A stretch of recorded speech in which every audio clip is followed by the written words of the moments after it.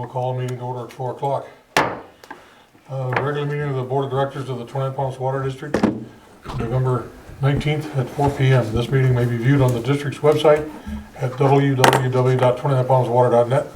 The board reserves the right to discuss only or take action on any item on the agenda. Cindy, can I have a roll call, please?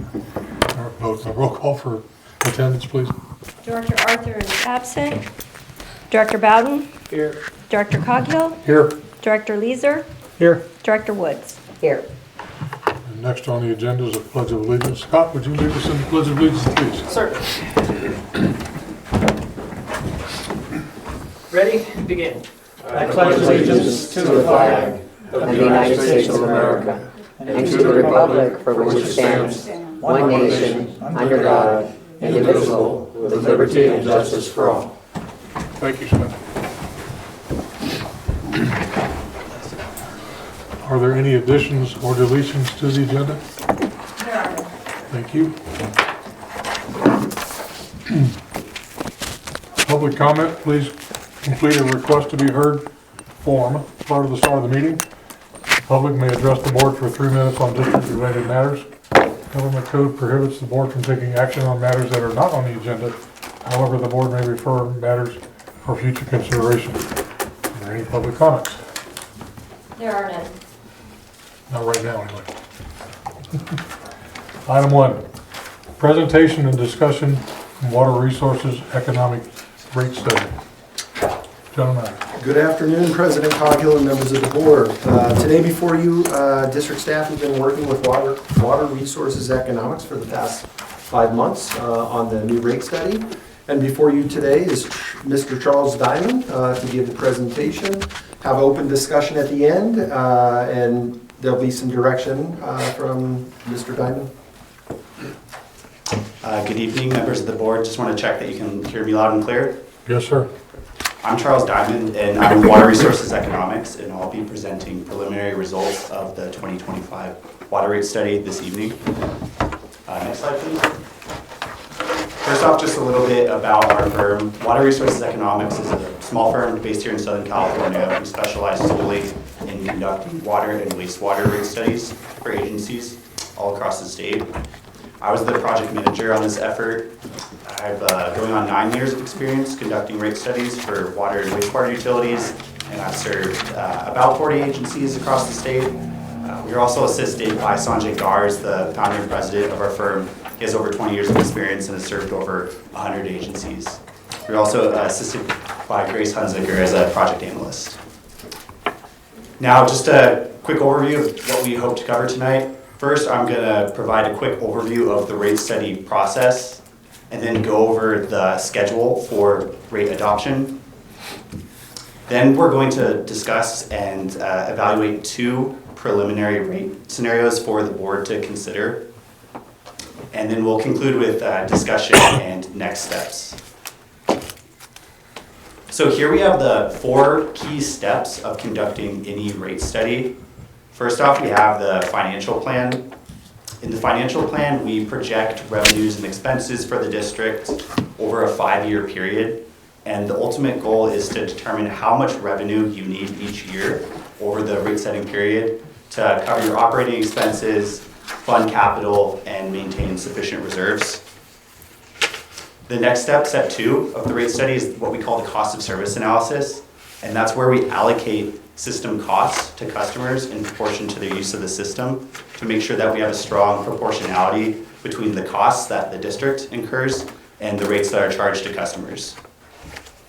Step 3 is rate design, where we evaluate the existing rate structure and then we can calculate proposed rates directly from the results of the financial plan in step 1 and cost of service analysis in step 2. And then finally, step 4 is rate study documentation, where we prepare a very detailed report that outlines the calculations behind the proposed rates. It's intended to provide transparency and enhance legal defensibility. Now, the key legal requirement surrounding water rates in California is Proposition 218, which was passed back in 1996 and is now reflected in Article 13 of the California Constitution. It does apply to property related fees for service, which the courts have determined it does include retail water rates. And really the key implications when it comes to water rates are that rates must be proportional to and may not exceed the cost of providing water service. And one customer class, such as residential, commercial, industrial, for example, may not subsidize another customer class. Now, water agencies in California typically conduct a cost of service analysis about every 5 years or so to ensure that there's this sufficient nexus between rates and costs and to maintain that proportionality. Now, in terms of procedural requirements related to Prop 218, water rates must be adopted at a public hearing, and all customers must be mailed a public hearing notice no fewer than 45 days before that public hearing. And if a majority of customers submit a formal protest, the rates cannot be adopted. And then just a few things to add. Over the past year or so, there have been a couple of court decisions in San Diego County relating specifically to water rates and Proposition 218. And essentially the key implications are that there is some doubt as to whether tiered rates meet Prop 218 requirements. However, as we'll see, the district's rate structure does not include tiered rates, it only includes uniform rates. And so the district's not subject to that matter, that issue. Good. Now, the currently adopted rate schedule spans a 5-year period covering fiscal year 2021 through FY 24-25. The final annual rate adjustment went into effect this past January, and the current rate schedule included 10% annual increases each year over the 5-year period. Now, the goal of this 2025 water rate study is to develop a proposed 5-year rate schedule for FY 25-26 through FY 29-30 that meets Prop 218 legal requirements, meets the district's funding requirements, and is consistent with industry standards established by the American Water Works Association. The AWWA publishes a manual titled the Manual of Water Rates, Fees, and Charges that outlines industry standard methodology, and we adhere to that in our rate studies. Now, moving on to schedule, today I'm going to present 2 preliminary rate options, as I previously mentioned. The ideal outcome of today's meeting is that the board would direct us to proceed with one of those 2 scenarios. If that does occur, then we would be aiming to meet the dates listed below. That next key date being the December 17th board meeting, where we would prepare and deliver a detailed rate study report to the board. And if the board is satisfied with the proposed rate option, at that time, they may direct staff to formally schedule a public hearing to adopt the rates. If that was to occur, then public hearing notices would have to be mailed out essentially before Christmas. And that public hearing tentatively would occur on February 25th. The board would consider adoption of the proposed rates at that public hearing. And if they move forward with adopting the proposed rates, new rates would become effective this coming March. Now we're going to move on to the financial plan, which again is the first step of the rate study, where we're determining how much revenue does the district need each year over the rate setting period to meet its funding requirements. I'm first going to go over a few key assumptions underlying our financial plan projections. First, we're showing our projected operations and maintenance expenses over the 5-year period. We work closely with district staff and Mr. Nelson to develop these projections. I'm showing 24-25 actuals for reference. Our projected O&M in the first year of the rate setting period for FY 25-26 simply matches the adopted budget. And then in the next 4 years, we basically incorporated detailed projections from Mr. Nelson on personnel costs and some specific non-operating costs. And then we applied inflationary assumptions to escalate currently adopted expenses over the 4-year period. So what this comes out to is on average a 4% increase over the 5-year period. And for example, some costs like electricity or chemicals we're projecting will increase at a rate higher than 4%. and then some administrative and overhead costs, for example, at a rate lower than 4%, more in line with general inflation, but overall it's 4% on average. Now, a significant driver of financial plan results is planned capital expenditures. So we work very closely with district staff to come up with a 5-year planned CIP scenario to incorporate into our rate study projections. That's what we're showing here. Over the 5-year rate setting period, we're incorporating $13 million in planned capital projects. This comes out to about $2.6 million per year on average. However, we can see that the CIP is quite front-loaded in the first 3 years of the 5-year period, and that's due to some more significant projects in those early years. So that includes the water reservoir treatment plant project, $3.4 million projected, and a new well at $2.2 million. We're assuming that 100% of the CIP shown here will be cash funded by rates and reserves, meaning we're assuming no new debt financing or other sources of funding. And then just as a point of reference, the prior rate study, which underlies the currently adopted rates, assumed $1.5 million in annual CIP spending. So this is a significant increase compared to what was incorporated into the calculations underlying the currently adopted rates. Now, another important assumption behind our financial plan projections has to do with water demands. Actual water demand in FY 24-25 was about 2,100 acre feet. Based on discussions with district staff, we're assuming that demand will remain constant at prior year actual levels over the 5-year period. Now we are showing that projected amount compared to actual demand on a calendar year basis over the past 5 years. And our projected demand is about 6% below that 5-year average. However, we have to be conservative in projecting water demand for the purposes of a rate study, because if we overproject your demand, you're not going to collect sufficient revenue, and that can create significant challenges. Yeah. Also, we don't expect a rebound quite to the levels shown earlier on.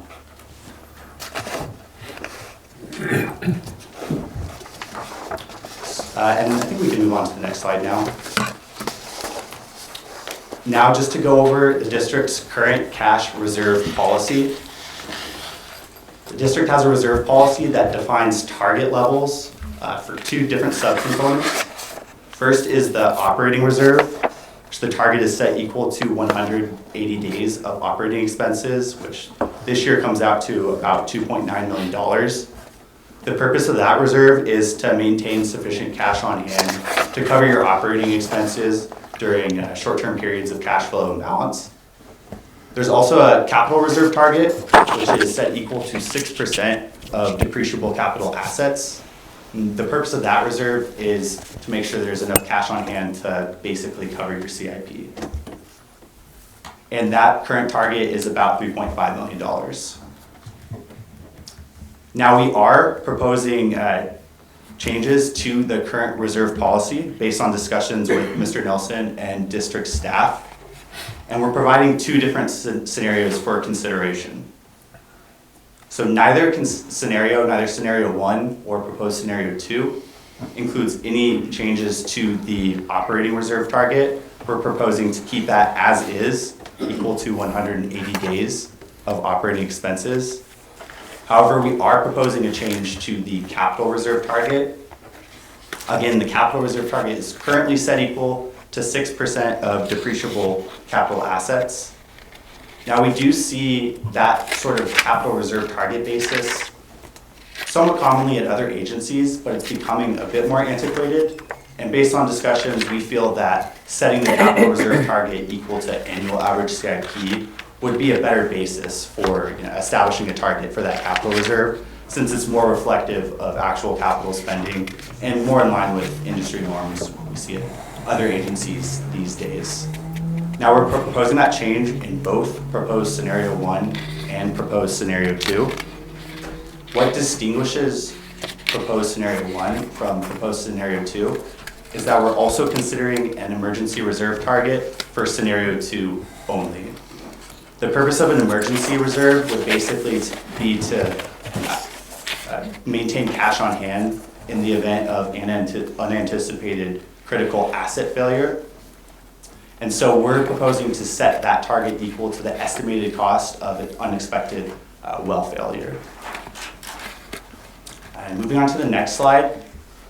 In the current year, we're showing what the current reserve policy would look like compared to the 2 proposed reserve policies in dollar terms.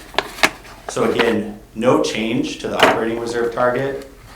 Now the capital reserve target, if we are to move from a depreciable capital asset basis to setting that target equal to annual average CIP, the capital reserve target would decrease by about $1 million from 3.5 million down to about 2.6. And the emergency reserve target, which again only applies to proposed scenario 2, we're setting equal to $2 million based on discussions with district staff, what we estimate the cost to be of unexpected well failure. So currently under the existing reserve policy, if we just go back to the prior slide real quickly, that total comes out to about $6.5 million total reserve target. With proposed scenario 1, that total reserve target would drop by about $1 million. And under proposed scenario 2, that target would increase by about $1 million. And again, the distinction there is just whether or not we include the emergency reserve target of $2 million. So now we're actually going to move into showing financial plan projections over the 5-year period. And we start with what we call the status quo financial plan, which basically just establishes a baseline where we look at what do we project would occur if rates were not adjusted over the next 5 years, if we just kept rates constant at current levels and did not increase them. And so the chart on the right, what it shows is projected cash reserves in the green bars versus the target, which is the red dashed line. So in this case, under the status quo, that red line reflects the current reserve target, which this fiscal year is about $6.5 million. Now we see under the status quo financial plan projections, again, no rate increases assumed, that reserves would be depleted over the 5-year period. Revenues under the status quo scenario actually would be sufficient to cover your operating expenses and your debt service, but they wouldn't be sufficient to cover the planned CIP. So that substantial drawdown in reserves, particularly in the first few years, is to cover CIP. Now moving on, we're going to show projected financial plan results for both proposed scenario 1 and proposed scenario 2.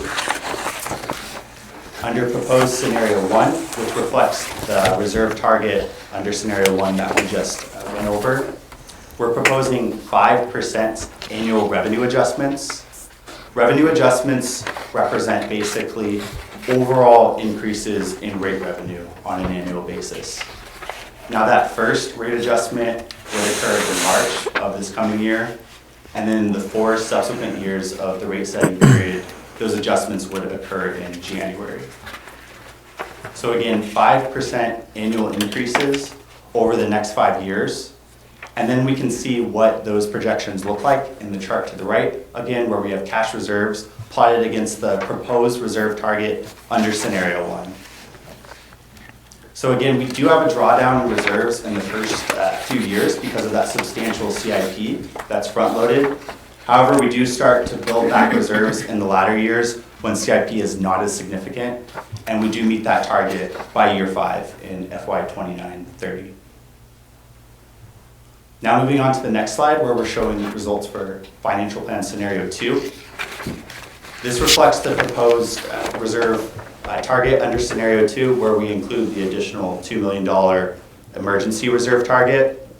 Due to that higher overall reserve target, we need slightly higher revenue adjustments to meet that target, basically cover your operating expenses, pay for capital, and maintain sufficient reserves over the rate setting period.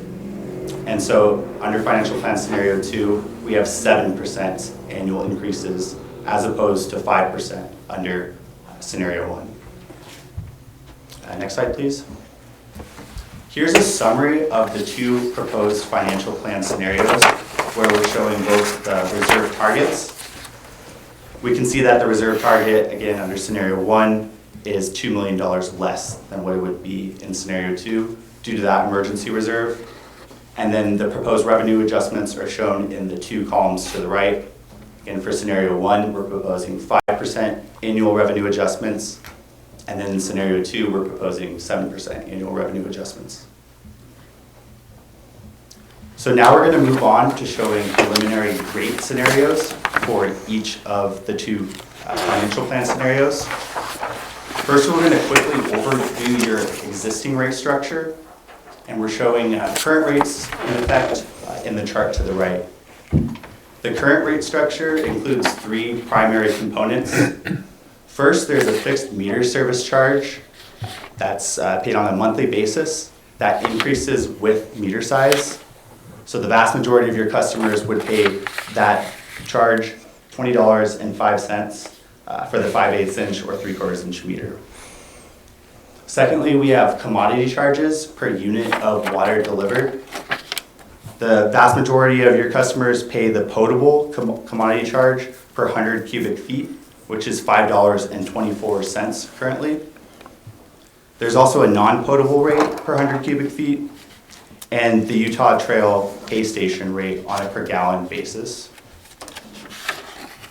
Now the third component is the commercial fire fixed charges. This only applies to about 120 dedicated private fire lines. So most customers do not pay the commercial fire fixed charges. They pay the fixed meter service charge and then the commodity charge per unit of water delivered. Moving on, we're going to take a look at proposed fixed meter service charges for each scenario. And an important point to drive home here is because we conducted an updated cost of service analysis where we look at your costs and we allocate them to customers based on the use of the system, not all rates and charges are going to go up by the 5% overall revenue increase. And again, that's because of our updated cost allocations. So you can think of the overall weighted average rate increase being 5%, but some charges are going to go up by more than that. Some are going to go up by less than that. Overall, proposed scenario 1 is projected to collect 5% more in rate revenues in this first year. Now, the 5/8, 3/4 inch charge would increase from $20.05 per month to $20.36 per month, which is a 31-cent increase. That's what would affect most of your customers who have a meter of that size. Now we do want to take a close look at some of the larger meter sizes, particularly 3-inch and 4-inch. We are seeing significant increases there, and that's because we allocate costs to the fixed charges and differentiate them based on meter size in proportion to meter capacity. Because we have new advanced metering infrastructure in place and new meters, the rated meter capacity for those larger meters has increased substantially, and that's what causes those distributional impacts. So right now there are 8 4-inch meters that would be affected by this, and then on this slide we are showing that there are 8 3-inch meters as well. However, most of those, all except one, is my understanding, are temporary construction meters. So it touches a small number of customers, but it is a substantial impact. And we feel that this change is necessary just to comply with industry standard methodology and keep pace of cost of service principles and ever-changing Prop 218 requirements. On the next slide, we're showing proposed fixed charges in the first year only for scenario 2.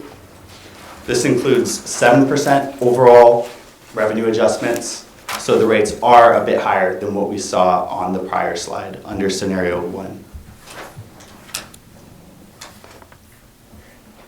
Moving on to the next slide, we'll be showing proposed commodity charges. First for scenario 1, again the 5% revenue adjustments. And the distributional impacts are lesser here, but there still are distributional impacts due to those updated cost allocations. The potable rate per 100 cubic feet would increase from $5.24 to $5.69. That's a 45-cent increase. The non-potable rate would increase by 7 cents.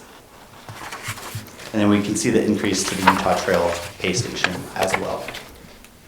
Can I make a quick point there, Charles, if you don't mind? On this, when we're looking at, those distributional impacts of the first year of adopting the new cost of service study, where you see difference changes based on the size of your meter and the different types of commodity charges, you only see those significant impacts in year one, when we're adopting this new cost of service and how it's all modeled. In subsequent years, years 2 through 5, it will be that uniform 5 or 7% across all sizes, all commodities.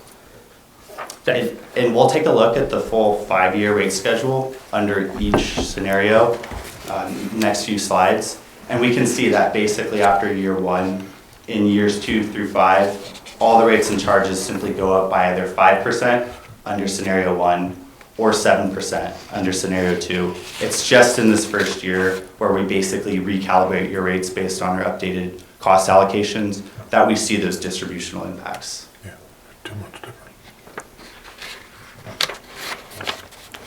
So moving on to the next slide, we're showing proposed commodity charges under scenario 2. We can see the increases are a little bit higher due to that overall higher revenue adjustment of 7% rather than 5%. The potable rate per 100 cubic feet would increase from $5.24 to $5.80, which is a 56-cent increase as opposed to a 45-cent increase under proposed scenario 1. Now moving on to proposed commercial fire fixed charges. Again, these only affect approximately 120 dedicated private fire lines.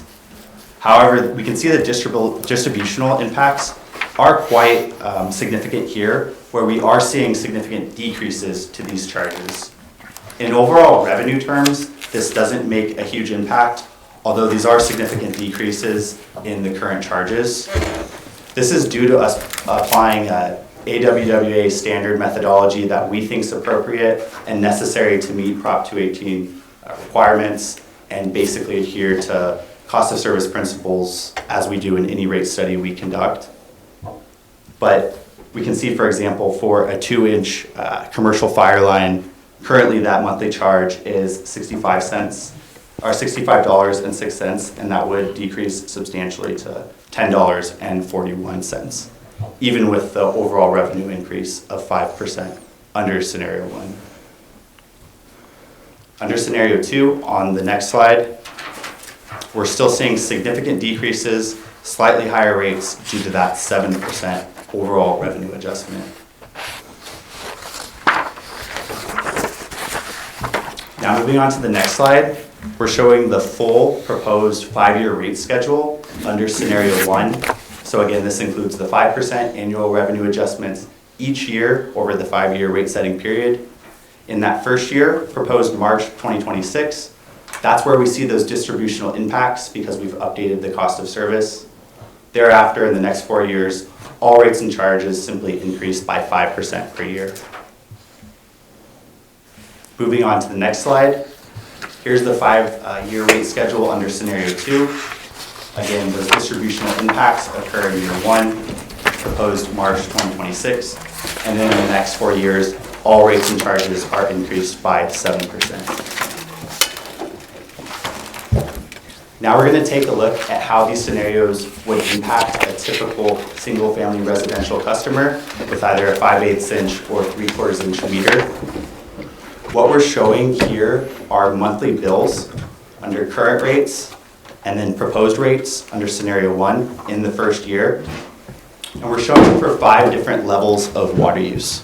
So right in the middle, we have 7 units, 700 cubic feet per month, which is average. And then we're also showing 4 other different levels of water use, very low, which we're setting equal to 3 units, low equal to 5 units, high 12 units, and then very high 15 units here. So for that average customer in the middle, using 7 units with either a 5/8 inch meter or a 3/4 inch meter, currently they pay $56.73 per month. that would increase to $60.19 in year one under proposed scenario one. That's a $3.46 increase per month in that first year. We can see the increases are slightly lesser for the low users and more for the higher users. On the next slide, we're showing the same chart, but for scenario two. And again, this is for a typical single-family residential customer, 5/8 inch or 3/4 inch meter, 5 different levels of water use. For that average customer using 7 units per month, their bill would increase from $56.73 to $61.32, which is a $4.59 increase in year one. And then we can see the increases for the other water use levels as well. Moving on, we have a comparison to neighboring water agencies. So we're showing your current monthly rates for a typical single-family residential customer at 5/8 inch or 3/4 inch meter using 7 units per month. And then we're comparing it to what a comparable customer would pay at 3 neighboring water agencies: Bighorn Desert View Water Agency, High Desert Water District, and Joshua Basin Water District. And I think it's important to note here that for the other agencies, we're basing these monthly bills based on rates that are currently in effect. These agencies may be considering rate increases of their own that would go into effect next year as well. So if anything, this comparison would probably look even better if we take a look, say, 6 months from now or so. And just to put certainty on that, Bighorn and High Desert are both in the middle of considering rate studies. So we're still gonna be the lowest in the valley. The best, not the lowest. The best and the lowest. And then lastly here, we're showing monthly bills under each scenario for that average single-family residential customer, again using 7 units per month. And we can see that basically the difference between the two scenarios isn't as pronounced early on in the first year. Scenario 2 is only $1.13 more on a monthly basis. But as we progress all the way to year 5 of the proposed rate setting period, the difference is $7.26 per month between the higher scenario 2 and the lower scenario 1. Moving on to next steps, we're hoping to receive feedback today on these 2 preliminary rate scenarios from the board. Ideally, we would like the board to select one proposed rate option for us to move forward with. The other dates here are contingent upon that happening, and if that doesn't happen, we would just need to push out the schedule by about a month or so. If we do receive clear direction to proceed with one of the proposed scenarios shown today, we would draft a detailed report. The board would receive that at the December 17th board meeting. If satisfied at that meeting with the proposed rate option, the board could direct staff to formally schedule the public hearing for February 25th, 2026, with the goal of implementing new rates on March 1st of 2026. That concludes my presentation. I'm happy to answer any questions and open up the floor to discussion. Thank you. Thanks, Charles. Thank you, Charles. So with Charles giving his presentation, we'd like to open it up for discussion on the new rate study. I'll start at the other end of the desk. Director Bowden? All I'd like to know is, did you guys do our 2021? We did not. Was it close to everything that they said, the projections, and did we have any problems along the way over those 5 years? I would say holistically, we were pretty much on track from a revenue perspective with from the prior rate study projections. The big, why I'm thinking about this so hard is our cash reserve levels have varied significantly from the study, but that's due to the timing of some capital. So in that regard, but that's a no relation to the rate study itself, but more as the district executing capital. I was wondering because of how much a bid for something came in. Based on the engineer survey? If these guys are kind of accurate, or is it easier thing to probably study than construction, I'm sure. Engineering perspective, yeah. We'll explain that further later. I will say though, Director Bowden, we did get to industry standards better. So that's why you see some of the fire line reductions. I don't think those were projected correctly in our last rate study, or we're getting to the new standard of saying there is a way to project the fire lines better than we did last rate study, is what I should say. And I would just add, because I'm going through several rate studies in my other agencies, sometimes there's a tendency to want to stick with what was done in the past rather than fix how the cost of service was done and get us in best practice moving forward. And that's what this study brings forward, is getting us by the book how we should be applying our rates. Info failure, I guess that was the name of the slide. The 2.2 million, we're looking for possibly a water well failure. Are we online for one of those to happen? Are we in a time frame where this is possibly going to be something that we're going to have to address?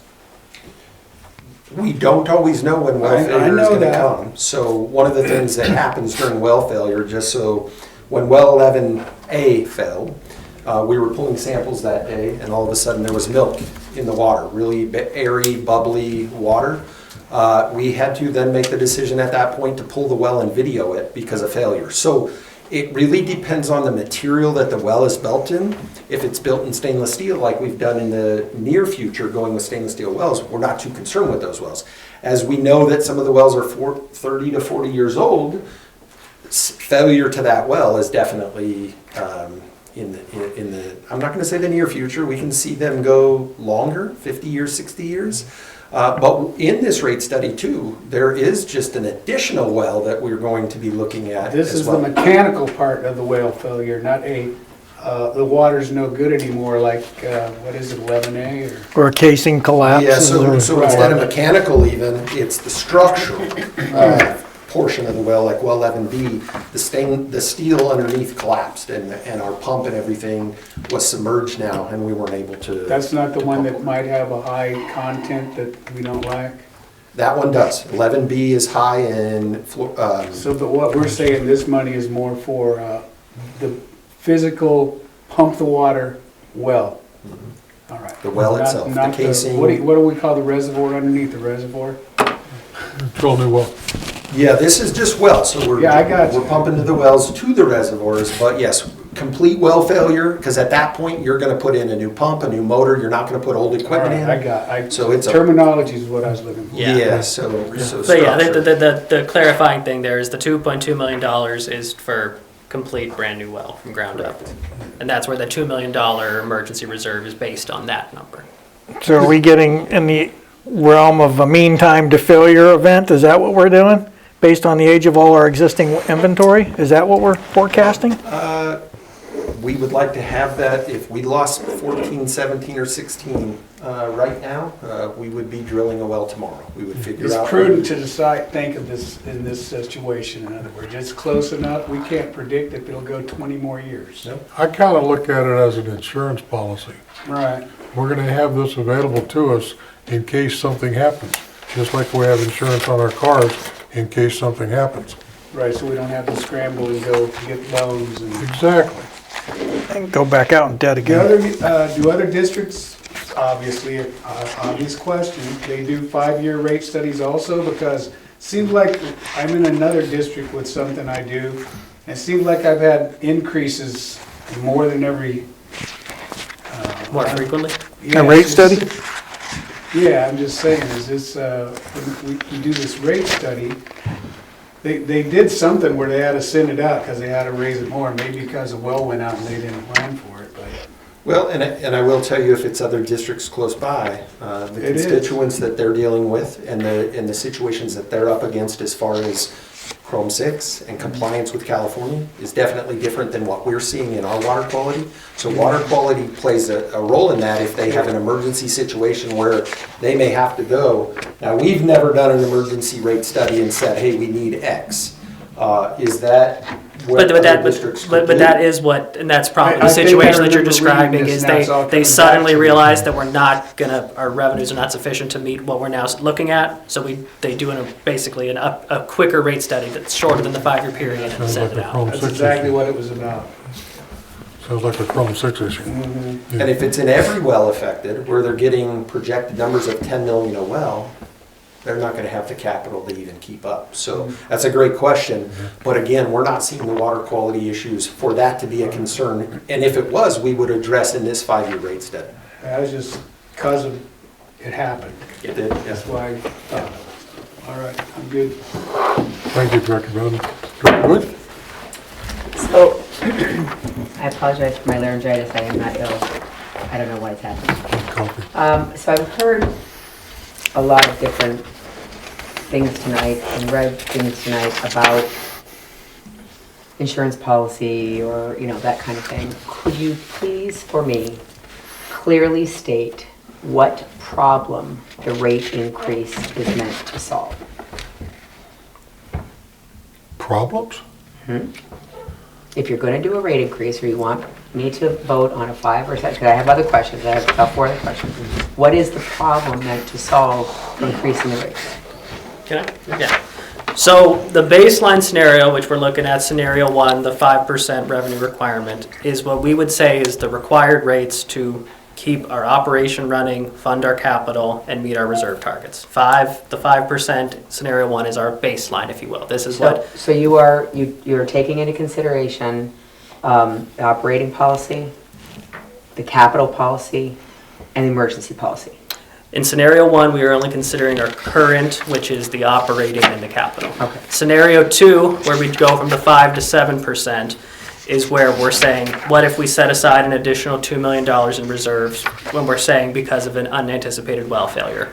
To fund that additional $2 million above scenario 1, we would go from the 5% proposed revenue increase to the 7. So that's the 5 to the 7, the difference is the $2 million emergency reserve.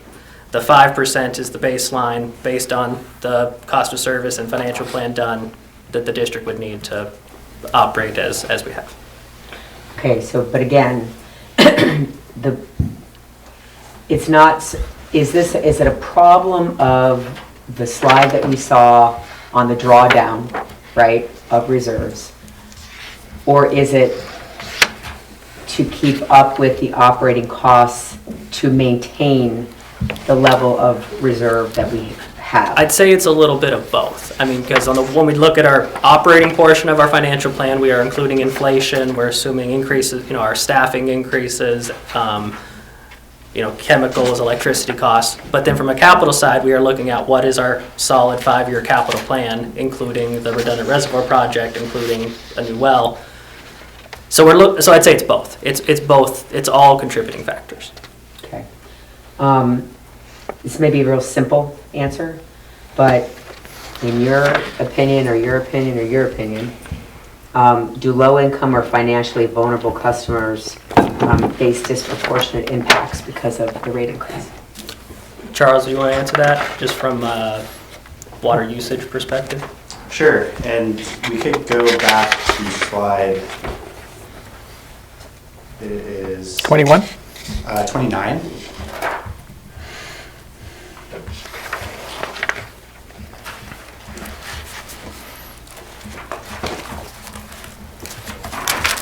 Slide 29 at the bottom, Charles.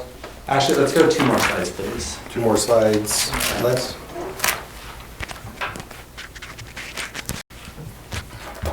What are you looking for, Charles? Tell us. Yeah, keep scrolling. I'll get you there. A few more. Yes, right here. So I think those customers in question would be represented here under scenario 1 by those 3 data points furthest to the left, where we're showing basically the smallest meter size for a customer that uses either 3 units, 5 units, or 7 units, which is average per month. And this would reflect senior households, fixed income, low-use residential customers. This is how those customers would be impacted particularly. So for the very low use customers, only 3 units per month, The increase is actually slightly less than the 5% overall revenue increase. We can see that the monthly bill for 3 units would increase by $1.66 per month, which is a 4.6% increase. Now a low user with using 5 units per month, that second set of bars, that monthly bill increase would be $2.56 per month, which is a 5.5% bill increase. This is in year 1.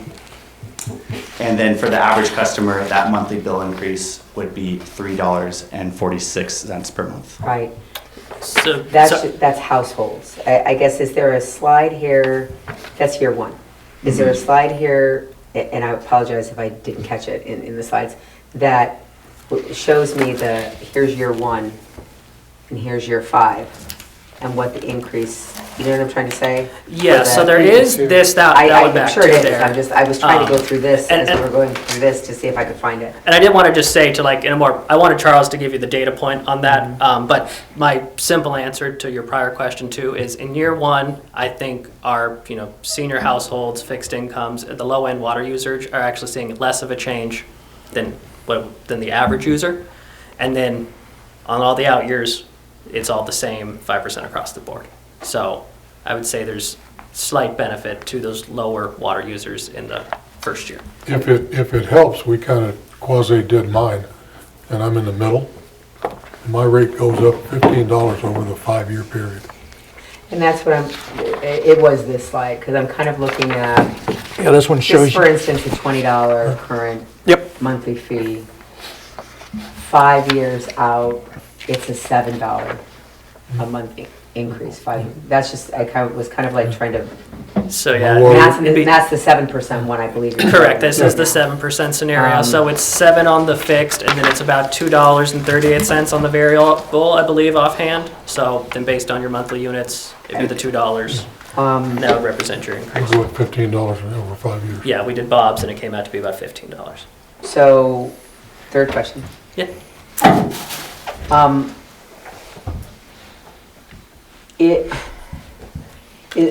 The last slide you showed was like, we hope to get a direction of this or that and move forward and this on December and this in March, right? I got that.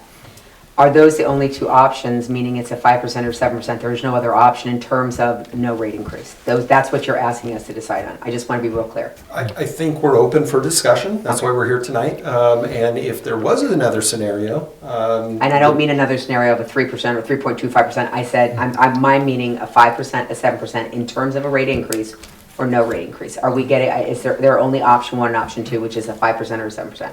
I Or would we're say- open to discussion of no rate increase? Or- I'm I just would, asking. I would say. Or nothing. That's what I'm asking. You have 3 choices. Okay. Stay the same, But I take a 5 or I take didn't a feel like 7. maybe I did, so that clarification, I appreciate that. Yeah, and I would just say there is an option where if neither of these scenarios satisfied the board, you could give direction for us to go back and revisit these scenarios. It does push back our timeline, but again, if that was the will of the board, that would be our Last next question. step. Say that we do vote on a 5% or 7%. How will the rate plan be explained to the public? How are you going to do that in a clear and transparent way? Because I see a timeline for we're going to do this, we're going to do this, but I would really like to know what is the plan on how you explain this to the public in a clear and transparent way. Oh, please do, because it's all what Prop 218 is about. So So yeah. Prop 218 notices will have to go out and to every ratepayer or homeowner. They have a time to come to the public hearing to say, hey, we're not happy with this. It is a lot easier to change rates than it is to propose a new tax increase, right? So us having our public and them being aware, we want them to participate. Us getting it out, us getting Prop 218 notices out, us having conversation in this room, that's how we get it out to the public. Public trust is important at a water district. We want them to trust us. And with public participation, or very little, we have to believe that the public is trusting us. So those public hearings, the Prop 218 notices, is how this district will plan on They also can write letters.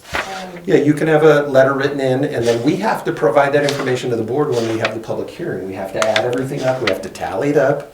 Now, again, with direction from the board, there could be extra things done as well. But this district has never had a problem being super transparent with the ratepayers here at the district. Right, but what you're just telling me just now is that we're gonna send out a card for, in accordance with Prop 218. And that's it. You have an opportunity to come to a public hearing or don't, and that's it. There's no other plan for any other campaign to let people know. I'm just asking the question for Have you seen anything maybe at another? clarity and I was transparency. like, Charles, if you have seen anything else, or, I think at other agencies, communication via the agency website, and then sometimes a mailer, or if there's a newsletter, there will be a blurb in there from a director or from staff that basically explains what the proposed rate change is and what's the reason for it. Usually we'll highlight a few critical capital projects that the district's investing in, for example, and provide a justification overall why those increases are necessary. I was in the thought that we would put it on our website. Yes, and our quarterly what we've done. newsletter. And again, with direction from the board, if there was extra things needed to be done, we could do a coffee with the GM, highlight that and say, hey, we want to talk about rates and we want to talk about this rate increase. So not that we couldn't do anything different. I'm sure we have to be careful with Prop 218. but yeah, I think there's more we could do, certainly. Well, this whole board packet and this PowerPoint is on the website anyway. Correct, and Public record. then from here again, assuming we get direction tonight, next month we get the formalized report, the full-length report explaining all these assumptions and doing it in long form, that then the board would direct at that time to send notices. And then, so there is a long time frame, and I think more public meeting on the matter. Most people realize it when they get their first bill, because they're Unfortunately. not gonna Sadly. care about what's going on. It's hard to live life sometimes. So anything that we could do to just get it out there, so at least we could hear opinions. That's all my questions, thank you. Nice. Michael? I am not the smartest guy, and I'm the first to admit that. When I look at this, my questions might just be about the words that we're choosing. When we call these reserves, are we saying that's not budgeted? These are reserves for, outside of the budget? So, you start, you go. I was just going to say, the emergency reserve and the 7%, I would say that is an extra reserve that we're doing. The 180-day reserve. So yeah, so when we say reserves, we're saying, we have money in the bank set aside to cover our operations, cut our payroll, all that. Money above what our reserve targets is what we're using to operate. But our reserve targets is what is the minimum we need to be holding in the bank for reasons X, Y, and Z. And we have Okay. operating for day-to-day operating emergencies, our capital to fund capital replacements and emergencies, and then the proposed new emergency for that critical failure. And here's why I ask this, because as I look here in our revenue and expenses, budgeted revenues that we had for this year, 8.1 million. But yet I'm looking here for our reserve target 6.4. So I guess I'm asking, so this is the delta out of that 8.1 of what we're actually spending. So the revenue there, that $8 million number, that's how much, we'll collect from customers and all other sources in, new receipts for the year. The reserves, it's the difference of our profit and loss statement that we look at, our budget to actual versus our balance sheet, where the revenue is what we're collecting on a month to month, and our reserves are what is sitting in the bank for us. So it's not that Okay. they're not related, but they're not one and the same, I guess I'd say. Okay, because I want to make sure I understand that. Because looking at this, and that was my question, the question was actually asked about the 2 million or 2.1 million being a cost of a well. For me, again, as I look at this, that's 25% of what we're budgeting total. And for me, it just seems like a bit much for an emergency, 25%. I'm of the mind that if we're going to do capital improvement projects, let's just take that $2 million, go ahead and build a new well. Why wait for one to fail and keep it an emergency? Let's just update our stuff as we go. That's because to me, that seems like a better justification of the ratepayers' money. And it seems like, for me, it seems like we're being a better steward of their money. I'm not saying that is exactly it. It just, right now, as I'm looking at it, that's where I'm kind of falling. I do like this because I like being able to see, okay, the 5%, the 7%, this is what it looks like. Will we decide on one of those two or something different? I don't know. But I do like being able to see these numbers and, start to feel where I'm comfortable, where everyone else is comfortable. So those were my questions related to it. General Manager, I would like to request a recess at this time for a break. Okay. Let's take 5 minutes, please. Let's take a 5-minute recess and come back at 5:05, 5:01.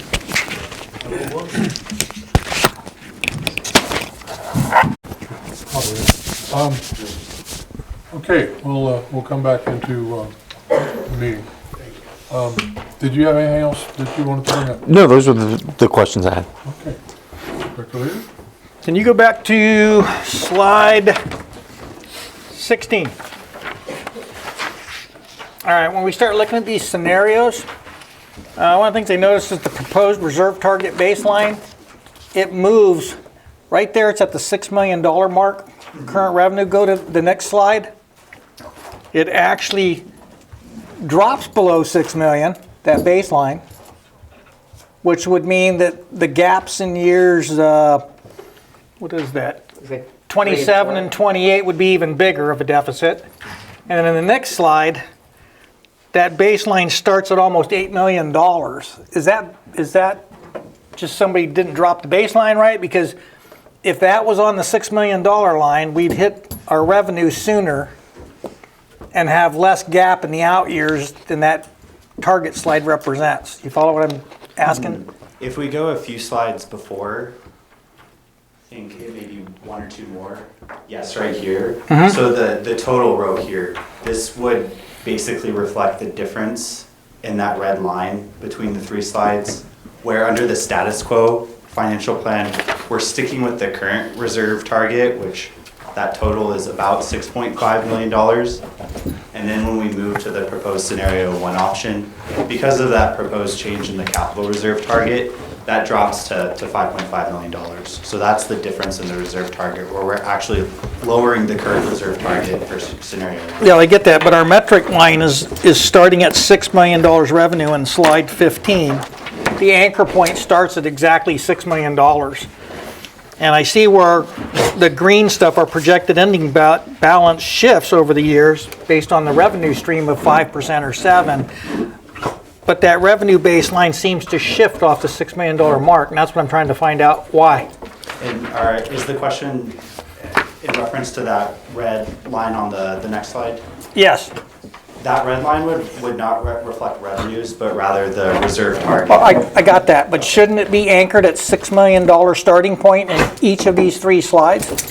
Why would it shift? So we're presenting different reserve scenarios, reserve target scenarios. So that this is the base. In this no adjustments plan. This is our current reserve policy. Yeah, I get that, but in this 24-25 starting year, the revenue stream itself, projected ending balance, doesn't shift. It's 10.1 million in all three slides, but that anchor point Correct. shifts, why? So because we're shifting the target, we're shifting what our base reserve target is. So in the first scenario, it's at the 6.5. In proposed scenario 1, we adjust the capital reserve to a new methodology, so it that shifts 2 down million. to 5.5. I get that. And then, but the 10.1 remains unchanged because that's our projected how much we have in, that's how much we have sitting in reserves, and that number doesn't change. Year 1, we always project we're gonna have the 10.1 starting Yep, point. I get that, but our baseline that we're measuring these on shifts, and it drops below 6 million in the 5% revenue scenario.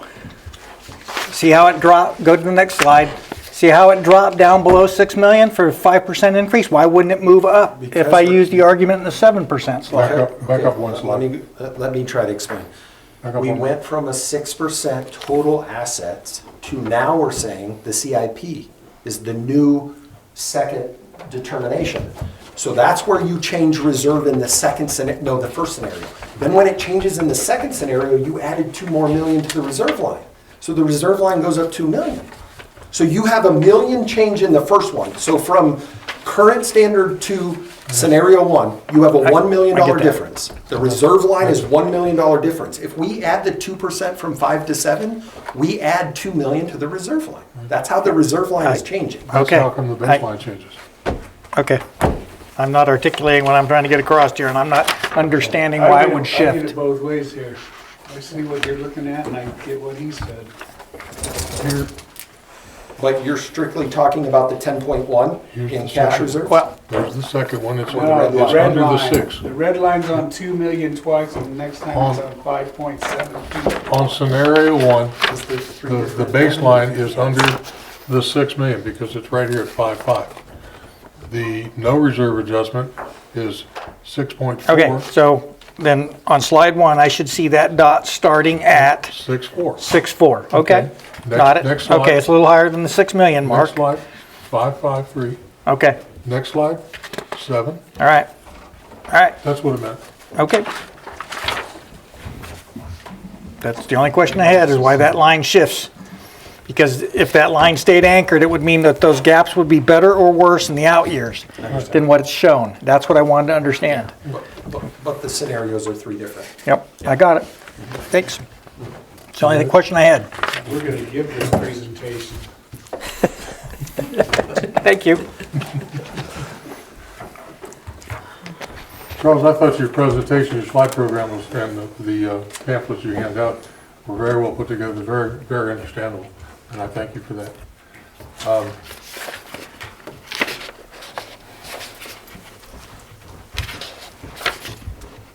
We have a plan in front of us for a 5-year projection.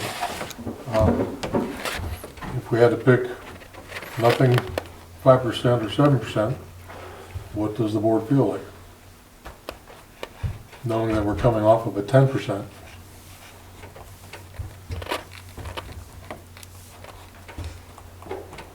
I'm very cautious with money, but I'm also very cautious with saving money for a rainy day. It's paid off for me in my life many times.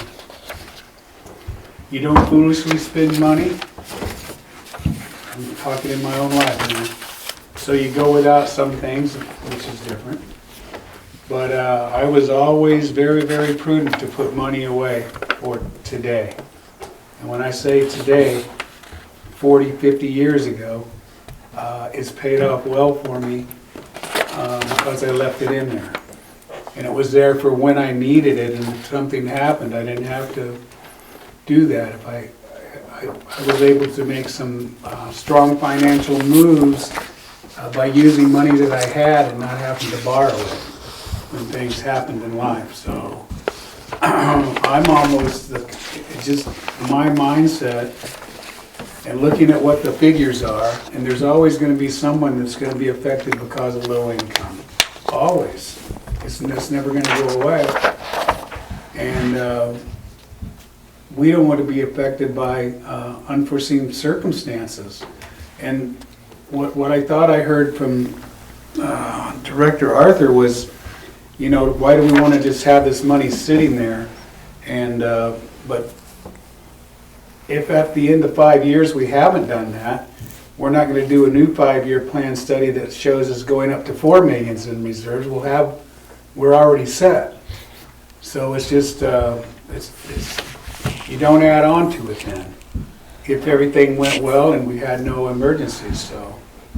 And I was wondering about, because of that, there's a time frame, I guess, I remember us talking about steel pipe and how it's failed, and we've got a big portion of that out of the ground already. Now, I'm not talking about wells, because I figure if something else, unless it says wells, that means it specific means if a well problem happens. Otherwise, we'll have other reserves that we'll use to fix these main line. Like I say, in the other districts, they're doing a lot more field repair than what we do here, because for some reason I talk to people about these kind of things that I never talked to anyone about before. A lot more mainline repairs, and they're blaming it on an older kind of pipe. Something that I think we've changed a lot out on, and I'm not going to act like I know what those pipes are. But that's my thought. I hope it didn't go around in circles. No, appreciate it. I think believing in the infrastructure like we did, upgrades, other boards, making sure that we were pipeline replacing in the 80s and 90s and not in the 2000s has really helped us. But in our lifetime, my lifetime of being at this district, I will probably have to create another pipeline replacement program, because the bigger pipes that are existing that have been in the ground for 50 years at some point will have a shelf life. That we will be thinking about doing another kind of pipeline replacement team with all the big asbestos lines that we do have, the AC lines that we have in the community. So we don't see it now. We are projecting well failure, and that's where that extra 2 million could really help us. But appreciate the comments on that. Anyone else? I think when we're talking about scenario 1 or scenario 2, and the actuality of the difference of what you'd be paying 5 years from now if it was a 5% or a 7% is $3 a month. So I guess I would have to say that if we're looking at a rate increase, to make sure that water, clean water, safe water continues to flow to the people out here in the middle of the desert, $3 a month between the difference of a 5% and a 7% just isn't enough for me to be concerned about, as concerned as I would be if the well failed or the water wasn't running or we got a study that says it wasn't clean and we had to pivot. I guess that's where I'm at, and I asked the question about scenario 1, scenario 2, or nothing, because I just wanted to make sure that this wasn't, hey, do one or the other. But in my brain, $3 in 5 years, it seems to me to be more fiscally responsible to have the piece of reserve there in the event of a water emergency. And I think in no matter what agency we'd be representing, the inevitability of an emergency isn't an if, it's a when. I hope I'm not here for the when. But that's my opinion on the difference between a 5 and a 7 in what it would cost me 5 years from now to be safe. That's my opinion. And I think you bring up a good point that we still aren't sitting here talking about unfunded mandates. Yeah. Because that's a big thing that we're leaving out on the table. Yes, we have reserves built. Yes, we have different scenarios set up, right? But tomorrow, if they make another unfunded mandate that this district has to pay for, just like we did with Chrome 6 and start studying it, and we don't know what the next unfunded mandate's going to be. We're not talking about that today because that's in our reserves and where we're built up later. Later on, if an unfunded mandate comes back and says we have a constituent in the water because the water level has now changed, not underground, but California has said you have a more strict maximum contaminant level, this district could spend millions getting under that maximum contaminant level. Would we have already prepared for some reserves, heavier reserves? I think being part of a water district and what we see every year is we never know what's coming down the pike. So the next constituent that they decide to take off the shelf and change the maximum contaminant level, this district is spending money as soon as they do that. They don't give us the opportunity to raise rates when that happens. So as long as this $2 million is there for the well, and we say that, our reserves could be looked at for some of these unmandated regulations and mandates that are coming down the pike. And we know they're coming down the pike in California. So that was a good comment to make, because we aren't talking about unfunded mandates and regulations. Director Arthur? If we had to vote tonight on these scenarios, I can tell you right now, I would vote for scenario 1. Not for anything more than, I just don't have the warm and fuzzies. I'm looking at the numbers. I think they make sense. I think we should have an emergency reserve. I don't know if I'm there yet for the 2 million, I guess I would say. I understand the methodology of we're looking at, the cost of a well. We do have to face the reality of they can fail at any time. I think we should have an emergency reserve. I just don't know if that's it right now. I'm not saying I can't be convinced. I understand we've only had 12 ratepayers do proposed letters of, what's the term? Protest, I believe. Protest. But I also know that, that's a very vocal and motivated group. To say that there's only 12 people who don't, or who feel that way, I think each one of those people represent more ratepayers who just are not motivated and vocal. So I'm taking that into consideration. Maybe I would be very comfortable somewhere between the 5 and 7%. But right now, if we had to vote on this today, that's where I'd be right now. And just giving you the reasons why. Director Laser? Well, looking at our projected ending balances, if we do nothing, we might get away with it for a couple of years, but if we get hit in 3 years out from now, 4 years out, at the end of this 5-year period, that $2.1 million for a well will wipe us out if we don't have a contingency. And then I look at the 5% baselines, and I think that gives us a decent margin of error in the event that if a well fails, we'd have enough reserve to where we could cover that. But I think we need to build the contingency in as the infrastructure ages. I don't know what our actual well casing ages are for each well. But the longer they're in play, like I said, there's a mean time to failure rate in everything. And I don't know what that is for our well casings and our pipes. But I think we need to be planning for the contingency. And I'm with Director Amy that the difference between a $5 increase or a $7 increase, the $3 is negligible to me. So everything is relative. Generally benefits go up if you're underemployed or whatever, as well as pay rates and stuff in a normal business cycle. So I don't know that the $3 difference is significant, but I think we need to really seriously think about a catastrophic well failure if we haven't already considered that in our planning processes. So I'm open. I think we have to do something because we can't do nothing based on what I'm seeing here in projected balances. There's just no way we can just sit at nothing. So, and I think I'm with Director Arthur, Director Coghill. I can't remember names tonight for some reason.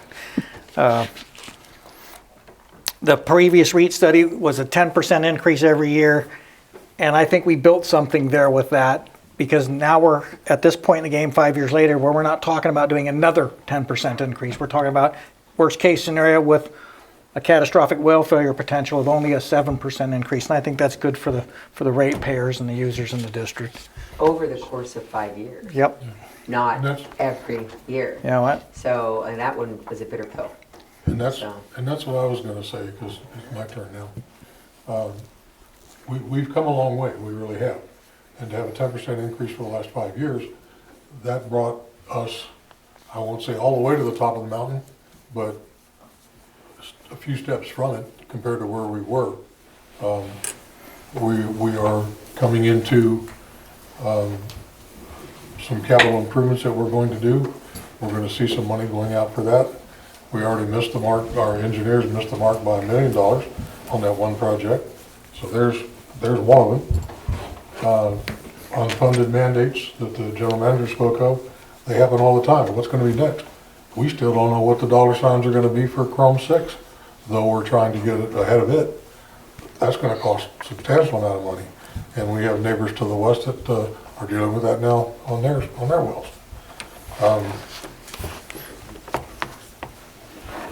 Coming down from a 10 to a 7 is better than remaining at a 10 for the next 5 years. I think a 7 is going to be more beneficial to the district to keep us in par with what we're trying to do and the catch-up that we've had to be to do all these years because of past history, past management styles. We didn't do this back then. We're doing it now to catch up and remain competitive. Rates increase. Fuel increases, electric cost increases, pencils increase, everything increases. So we need to stay in par with the game. So I'm for 7. We need to make a decision tonight on which way to go. So with the consensus from the board, obviously we would bring back a final scenario December. And if there's not a consensus, could we get to a consensus tonight of where we want to be? Do you need a simple majority, or do you need a consensus? What do you need? You need a motion made? Really, a majority here would get us full consent, so a majority. It's not a resolution or anything, it's just a consensus. So 5 or 7? 7. 7. 5. I'm gonna have to go with 7. 7. So what I'm hearing is we're going to move forward with getting the final presentation report in the December meeting, and then we'll make the decision to move forward with Prop 218 and public hearing, and maybe have the discussion about what other we can do for the public, set some other public meetings here. I would appreciate some discussion on how to notify in a user-friendly way people who would normally, and I'm one of them, throw away something sterile looking with a lot of words. I learned a long time ago in my line of work, a whole lot of words on a slide is nothing, but if you give me something that's easy to read, easy to understand, and you do it to me more than once, I understand that the obligation is once, but I would like to discuss just our ability to, in clear conscience, be transparent in our attempt at letting people know. Up to and including newspaper articles, radio station? Up to and including, up to and including, I'm willing to talk about all those things, and even the things that we send home, where I'll look in my mailbox, and if it's something that's 3 pages with all of the words, and I throw it away. I consider myself to be an educated woman. But if you give me a postcard that has this on it, and hey, Ms. Woods, this is what's happening, get ready, I will be inclined to read it. And I would like our citizenry to have something user-friendly to understand. And I think the idea that this gentleman had about what are the projects, what is the reason, that's why my first question was not to trap anyone or trick anyone, it was for the public to say, why? Why is this important to you for $3 a month? Or, why is this important to you? And it's important to me that the people here in 29 Palms understand the rationale behind that small increase, but how important it is when we all work together to contribute to that increase. Other than the agenda itself, is there anything on the website at this time that says that we're doing? We weren't doing anything, I guess, so we could get something, if we approve this tonight, or if we have, I guess, we could get something to just let them know that this rate study is going on. If nobody looks at the website, I get it. Like Bob said, maybe the radio station or the newspaper, just let them know that it's on the website. Here it is, and call the general manager with any questions. Oh, okay. I didn't hear the answer to this Or question. you could ask the people in the, I didn't hear the answer to the question, but is this on the website? That's in the board packet today, yes. Right. And I just think it's notoriously, and again, I understand you can't legislate, people doing what they need to do to figure out their situation. But I do know, and people notoriously don't go to websites. They notoriously don't read the thing with the 6 pages of writing. And I just feel like there's different modes of communication in our small town Well, if that we do that maybe people might be receptive to. They don't read a long, lengthy dissertation in a mailbox. No, They don't go to a website. correct, They don't come to the board meetings. correct. What's it supposed to do? I propose that, again, something maybe. Like a- I'll tell you right Like a now. postcard that says proposed No, 7% water rate increase, come get the Something facts. that is like that, right there, You want a wow that's visually impactful. You want because the wow people just- factor. I want attention grabbing. Okay. I'll tell you right now. And in the different, media ways that we do things, because people do get their news different ways here. I get most of my information about what's happening in this area mainly from the Facebook groups here, because that's where the people here talk. That's where the conversation happens. Here, Facebook groups, and I also know a lot of people get information from the Nextdoor app. And I would like to see the discussion there, because I know last time, I was willing to vote for the 10% last time. And the moment it went into effect, I started getting nasty messages and phone calls of people who, hey, why did my thing go up? And I explained, hey, these are the type of things that we have to go through. And they were like, well, I didn't know this was going on. And I think I'm a firm believer you have to go where the customer is talking and talk to them in their language. I think if we were to just say, well, it's on the website, that's incredibly passive. And I think we would not be doing our due diligence as a board if we said, yeah, it's just on the website. So I would like to see some stuff. I know, Matt, you've done the ask the general manager at the farmer's market. I think those are great. I think that's a really good place as well for stuff. If you wanted me as a board member to come there, standout status, Stater Brothers, and answer questions there, I'd be happy to do stuff like that. But I think I would like to see stuff like that before we do the public hearings, or at least while the public hearings are going. It's very helpful when the people who are giving information have the same set of talking points, which again, for me, if I wasn't on this board, it would really be meaningful to me if you told me what is this going towards? Mm-hmm. And reasonable people say, I want safe, clean, dependable, reliable drinking water and the infrastructure that supports it here in the middle of the desert. I will respond to that. Some people might not, I get that, but if you just tell me because I said so, I'm going to take issue with that. And I think that's what Mike is talking about. The last time, I wasn't here for that, but I would like to avoid that. And when they turn on the tap at home and fill a glass of water, they don't care.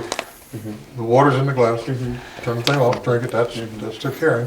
They don't understand what it takes to get it there. let it not turn on one time. Yeah, then they'll be backed up out that door. Yeah. And I would much rather people yell at me before we vote to change rates than yell at me when they get their bill after.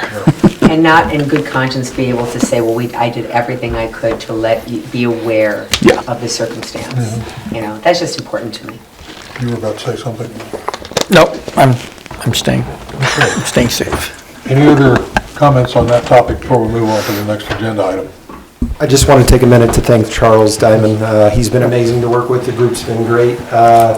Scott's put in a lot of work and effort that he's not always on time to do, so it's not part of his job with us. So thanks, Scott, and thank you, Charles, for you guys' He coordination. stood up there the whole hour. Thank you, and I'll just add that if there are any questions about the presentation or any other aspect of the rate study that arise over the next month, please share those with district staff, and I'd be happy to respond in writing if I can provide any clarification. But thank you. Thank you, sir. All right. I got one question for Matt while we're talking about Go this. right ahead. Yes, sir. As I get into the meantime before failure rates, is there something that we can get as the board that gives us an idea of how old each of our wells are? Yes. Because that would be very guys helpful, I want some think, for, even for a talking point. Absolutely. This is exactly. Yeah. If we're Exactly, gonna, yes. if we're going to be responsible stewards, then you need to tell me Mm-hmm. all the things I might not necessarily know, because I don't work here every day. Yeah, because You if know, we, I know, the bigger picture, but what are the talking points? What are we trying to do in the next 5 years? It's so important that we would do this. That would be helpful. I mean, how old was the well that we had failed? And then how long was it since the last well failure we had? You know, and then we look at the age of what we have and go, hey, we might be on overtime for that potential. Borrow So- time. Borrow time. Anyway, just my 2 cents. Yeah. It'd be nice if we had the resources within the district to put the wells on the same kind of revolving schedule that the equipment is on. But I don't think we have those kinds of monies. So, Pretty expensive, very expensive. very expensive. I don't think we can afford Monell either. Yeah. All right. Move on. Yes. Agenda item 2, consideration to accept the mainline extension. General Manager. Today's topic is requesting the board to accept the new mainline extension installed by district staff. The new mainline extension is for multiple lots, but lot 621-221-31, which is address 73790 Cones Airport Road off Cali Todd, had the new owners requested a service from the district. The existing old service for the lot was a remote meter lot. In the meantime, there was some arguing going on for 4 lots that one single owner owned. And we were waiting for ownership to take place and new roads established through the city. District staff has made the decision with the new roads and the new right-of-ways to install 260 feet of C900. Correctly install the meter at the correct location, not having a remote meter. I'll explain a remote meter. Ending that line in a fire hydrant and installing the hydrant, the new service. So before you today is a recommendation to accept this new main line. So with it being new infrastructure, it's typical that we come to the board and say, hey, we've installed new pipe. A remote meter is when you set a meter not on the backside of a customer's property, and then all their infrastructure, piping, is in the right of way. It's something that the district did back in the days when the pipeline didn't go to all the houses. Remote meters were acceptable. They are no longer acceptable. And this was a project the district saw fit to do, being that it was only a couple hundred feet, and it would give 4 lots the ability to have service. So with that, I'd like to open it up for discussion, but we are looking for acceptance of this mainline extension. I'll start this then. Director Leeser? Which road's Kelly Todd? Is that the one that goes down to the moving company? Yeah, Cardinal Van and No, Storage. the one to make a right and head towards the old Cones Airfield? Okay, that's all. I just wanted to confirm that's where I thought it was. Thank you. Dr. Arthur? No questions. Dr. Wood?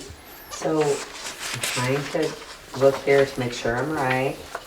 The cost associated with this was paid already? I'm looking at this. Yeah, so we had permits, we had employees. Employees, usually we don't throw in the cost. The pipeline project itself at 200 feet plus a hydrant, I don't have a direct number, something I probably should have had, but I would say we were probably under 15 grand, but I can get you a solid number. Again, this project, in the budget, there is always room for infrastructure upgrades, and this is where the cost came out of the CIP for infrastructure upgrades.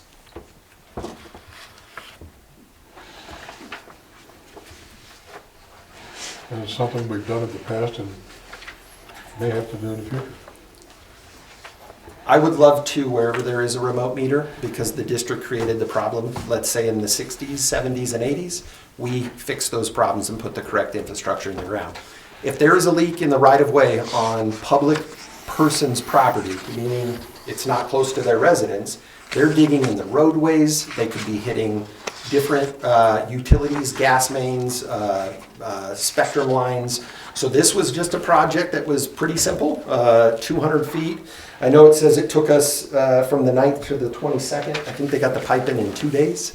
And the other stuff was just testing the main lines, bacteria testing everything, and just making sure we got everything turned back on.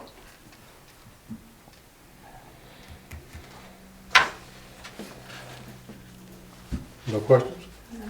Dr. Bell? Good. I have none either. I'm glad to see it's done. So we need So we need a motion and a second to adopt the mainline extension. I'll make a motion. I'll second. Okay, we need a roll call, just to, all those in favor say aye. Aye. Opposed? Thank you. The next item on the agenda is going to be the formation of an ad hoc committee for shared services. So before we go into the discussion, Director Coghill had some questions about ad hoc committees and committees that were already formed. So I'd like to go in a quick discussion about that and then explain last month about our shared services ad hoc committee. Let me start with the discussion on ad hoc committees. In January of 2016, we did have a schedule of fees ad hoc committee with Giannini and Moore. In 2027, we did a legislative committee, which was not an ad hoc committee because it's a more permanent committee on legislative issues. August of 27, Giannini and Coghill. June of 2019, the GM description and establishment of salary range, Director Horn and Leeser. June of 2021, we had a wastewater ad hoc with Giannini and Leeser. September 22, we had another wastewater ad hoc committee, Giannini and Leeser. And March of 2024, employees MOU contract, Giannini and Leeser. Ad hocs can be formed, obviously, in open session, but they can also, when time runs out, you no longer use that ad hoc because it's for a certain reason that you have the ad hoc committee going. Or you can also disband them in open session. Through the attorneys I got a hold and just wanted clarification of how you disband them. Let me just go back to the March 2024 MOU with the contract. As soon as the contract nullified and those directors were involved, we aren't going to meet again because that has been resolved. Whether we come to the district and disband those or we say the time has ran out, those are the two decisions that, we typically have on an ad hoc. Once the findings have been found. Once the findings have been found, the report's been made, or something has been completed, the ad hoc committee can then go away, or you can go to open session and say, hey, the report's been done. We've typically, as a district, let the time run out and not do the ad hoc, and we would just form new ad hocs. So currently, right now, we have a legislative committee that is a member short. We have not met with that legislative committee in a while, so an agenda item could be adding another person or adding 2 new board members to the committee. But as far as last month, you guys directed staff to form this committee for shared services with the intention of, is there things that we're doing that we could help others, and are there things that other districts could be doing or organizations that can help us? And it was unanimous to bring it back at this time to form that ad hoc committee. So I would like to open it up for discussion, but we're looking for 2 members to join the ad hoc for shared services. I believe that Director Bowden had declared an interest in that. On a certain subject, are you saying that that would be the ad hoc committee will have more than one responsibility, or we, No, shared services, so we would look at shared services, multiple shared services. with the other organizations than just what I was talking about, the city of 29 Palms? Yes, other organizations as well. Okay. You still interested in joining that ad hoc? Like I said, being the new guy here, if 2 other people wanted it, I would definitely step down, but I'm interested if they aren't. I'm interested in that ad hoc committee also. So if we're looking for 2, we've got 2. Unless there's someone else who has an interest in that. Dr. Woods? Director Arthur? I'm fine with you too. That sounds good to me. So make a motion. I'll make a motion to nominate Director Coghill and Director Bowden to the ad hoc committee. I'll second. All those in favor, say aye. Aye. Aye. Opposed? You have your two. Thank you, appreciate it. So we have no other ad hoc committees standing. Correct. except This one, Correct. and then the legislative, we can work on that at some other time, and the financial is totally different. Financial corporation is totally Totally different. different, okay. Well, Thank you for all that clarification, I appreciate it. we need someone for the legislative? For The fut- legislative committee has to be a discussion that we bring up, and yeah, we could, Giannini was the last with Director Coghill. So for a future agenda item? Yeah. Thank you. I was just gonna suggest that. You wanna do that? Yes. Just gonna suggest that. Okay, any other discussion on that? Okay, we'll move on to item 4, discussion of septic system communications. We've got communication from the board. On November 12th, I was able to make a presentation for the City Council at 29 Palms about septic system communication. The staff report before you was the exact report that was given to our council here at the city. So I just want to kind of go through that presentation, and I will do it pretty fast because you guys are aware of some of the things that we've already been doing with septic system communication. But there is some pressure coming down from the Colorado River Regional? Basin Control Board. So I want to go through the presentation on septic tank management, the exact kind of way we did with the city, have a discussion, but we are asking for some things from the city. So for several years, the city of 29 Palms and the 29 Palms Water District have been working collaboratively on the salt nutrient management plan. So if you hear me say SNMP, that's the Salt Nutrient Management Plan, as required through the Colorado River Regional Quality Control Board, and they will be called the Water Board. The joint effort between the city and the district was to address potential impacts of shallow ground aquifers from septic tank systems within the city limits. The SNMP would take extra measures to increase monitoring on groundwater and limit potential water quality impacts to groundwater that may arise from septic systems in the region. Currently, the water district obviously pulls from 4 aquifers. We are 100% groundwater, and where you have water and you have sewer, the potential for the upper aquifer and the lower water aquifer to contaminate is definitely there. Through the SNMP process, our district is taking deep water samples, and we do not have a nitrate level issue in the deep water. So the customers here at the district, our water is 300 feet, if not more, 300 or greater. We also believe that there's a clay layer of unpenetratable, but through this USGS study that the district and the city are working on, we should be able to find out what these unsaturated zones are and where these nitrates exist. Septic systems have the potential impact on our drinking water as well, just knowing that they're the least resistance path, water will find its way. So with that being said, that within the city, besides public septic systems at residence and commercial lots, we also have batch plants. In the report, we specify that we know of some failing batch plants, and the city and my city manager and myself are working on reaching out to these people and understanding what the next steps are to get these back up in compliance. When properly installed and managed and maintained, septic systems are considered acceptable solutions for domestic wastewater for rural areas. The Water Board upholds that all water shall be protected, regardless whether it is drinking water, recreation water, or just natural habitat water. There is a need to better understand the water quality that lies beneath the city and beneath this district. As part of the salt nutrient management measures, we have identified information to communicate with the residents, communicate with the business owners, so that we don't future degrade the bottom shallow water beneath us. We are establishing with the city communication, the residents again, on septic system management and how we can take a better effort on being proactive and not reactive, especially with an issue. The district is encouraging the city to add information on their website, community events, and add information on their newsletter, The district is going to commit to spreading the word through septic system health, district's website, our water quality topics, and the salt nutrient management report, but also any kind of quarterly newsletter. We're going to make a septic kind of corner for that.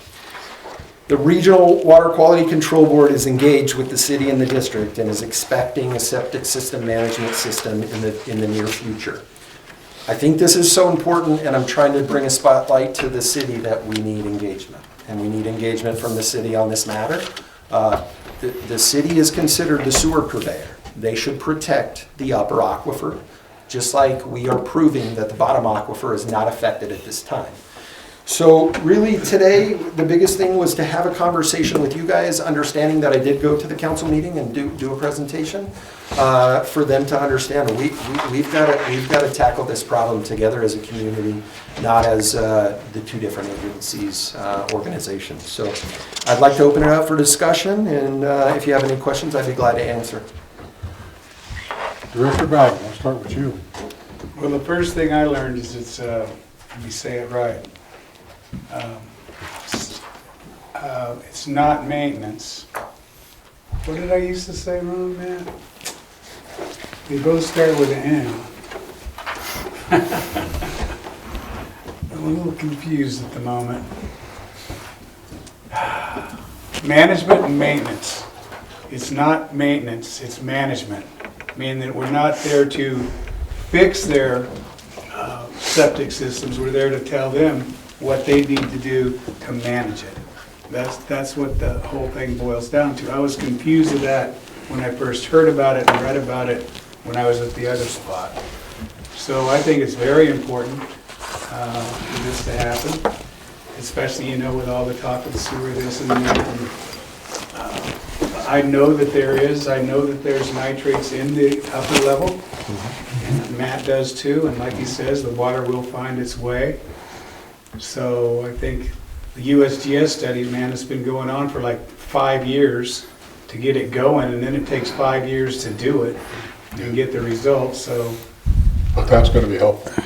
very, very helpful. But it, you know, it's something that needs to get going, and it wasn't even our fault. It was government agencies did a little bit of the delay on the project. So I'm glad that that's going. I hope they're putting the holes in the ground. And I will tell you this, the Regional Quality Control Board wants to see more from the city.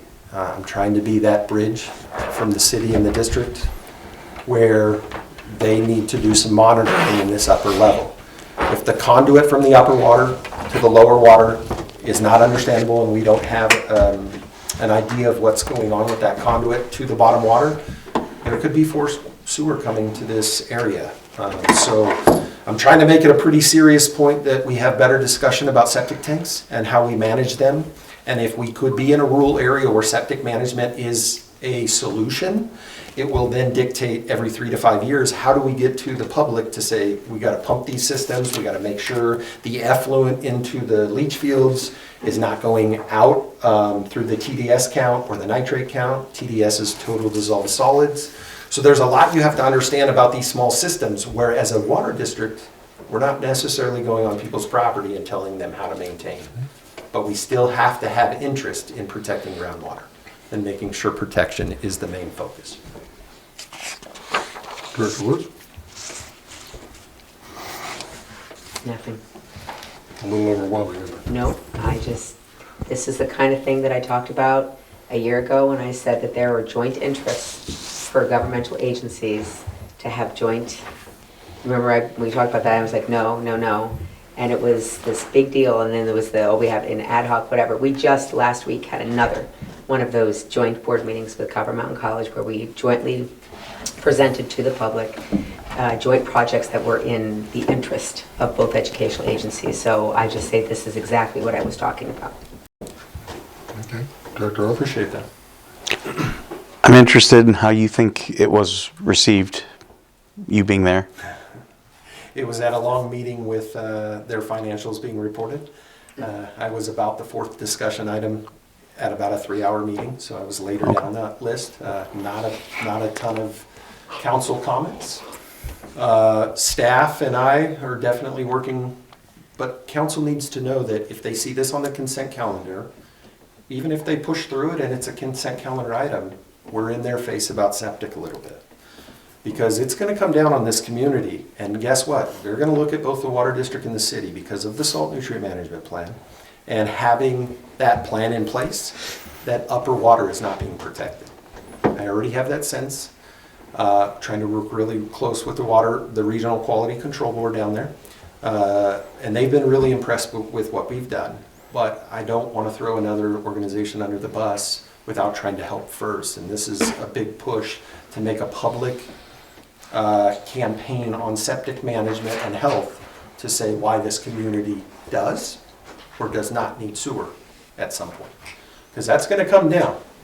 This USGS is going to help us, but forced sewer could be right around the corner if they find nitrates in this upper aquifer. That's all I have. Has the USGS actually started yet? Have they drilled anything yet? First kickoff meeting, no. When the government shutdown happened, USGS could not sign the contract. The contract is signed, and USGS representatives next week are taking the first meeting with the city. I have asked to be involved in everything with USGS, and I think they kind of know the groundwater expert is really the water district. And we will be at every meeting with USGS, so. So when they start sinking these sample wells, we'll have access to that data? Yes. Good. Yeah. Okay. And we're trying to find ways, just so you know, we've put 200,000 in a 4 or 5 year budget to continue with USGS and helping. We've also told them any of our, our lots where we can bring dirt and help lower this cost for this community is something we're also interested in. So USGS is going to be something where I'm trying to, hey, where can we help to burden some of the cost and maybe not have a $200,000 portion that we pay. Yeah, better have sweat equity sometimes than Correct. the wallet envy.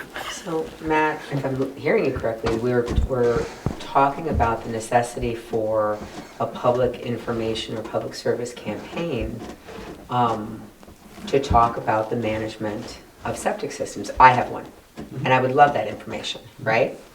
So, but I guess I'm just saying that we were just talking about a rate increase, and we're talking about how we're going to inform people of these things. This is the same thing. Yep. How do you market and communicate mission statements or public information to the public? So I think it's the same thing, right?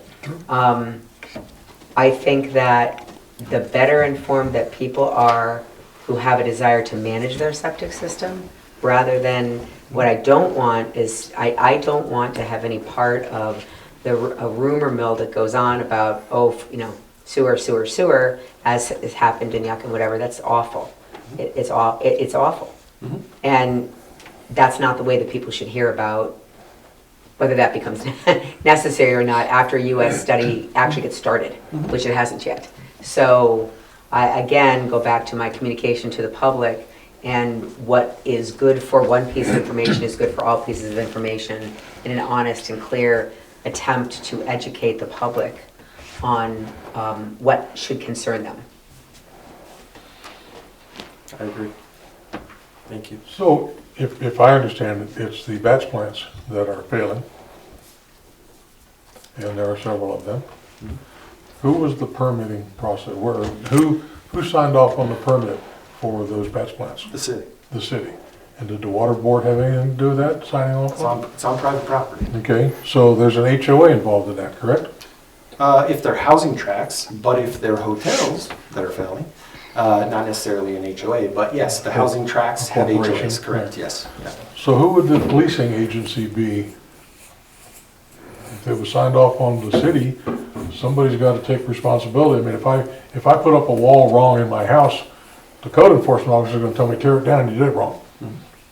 What happens in this case? The city signed off on the permit, so who's the policing agency?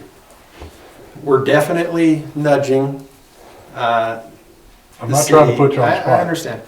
We're definitely nudging to understand there are requirements that are going on through that discharge permitting agency, which is the Regional Quality Control Board, that we need to pay attention to.